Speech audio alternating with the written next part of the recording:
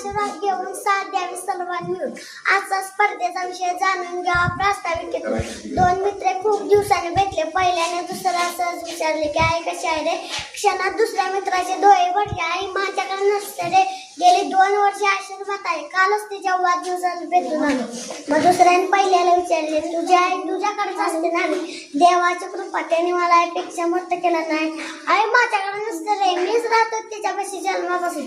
अशा सर्वश्रेष्ठ आई हृदयापासून मानाचा मुजरा करून मी ज्ञानदायी युरेशपती जिल्हा परिषद प्राथमिक शाळा गिरजवडे इयत्ता पहिलीची विद्यार्थिनी तुमच्या सर्वांच्या साक्षीने माझ्या आई या विषयावर मनोगत व्यक्त करते. स्वामी तिन्ही जगाचा आई विना भिकारी. स्वामी तिन्ही जगाचा आई विना भिकारी. आ म्हणजे आत्मा, ई म्हणजे ईश्वर, शोधुगती दुसरा परमेश्वर. हाच परमेश्वर म्हणजे माझी आई. माझी आई मला खूप आवडते. माझ्या आईचे नाव मयूर आहे. आपल्यासाठी खूप काय करत असते, तिची जागा कोणी घेऊ शकत नाही. आता म्हणते आई वडील माझे थोर, काय सांगू त्यांचे उपकार. जीवनाच्या वाटेवरती किती असतं त्यांचा आधार. आई माझी मायेचा सागर, दिला तिने जीवना आकार. आई वडील माझे थोर, काय सांगू त्यांचे उपकार. जीवनाच्या वाटेवरती किती असतं त्यांचा आधार.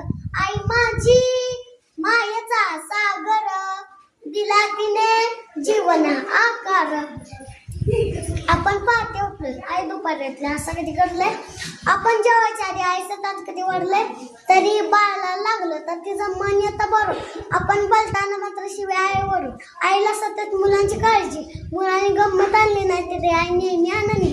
तिच्या बड्डेची पार्टी तिच्या मैत्रिणीसने आपण कधी बोलवून देतो. शेवटी एवढेच म्हणते, नको कोणाची स्पर्धा देवा, नको कोणाचा हेवा. जग जिंकायचं आहे ना मित्रांनो, तर आईच्या पायावर डोके ठेवा. धन्यवाद.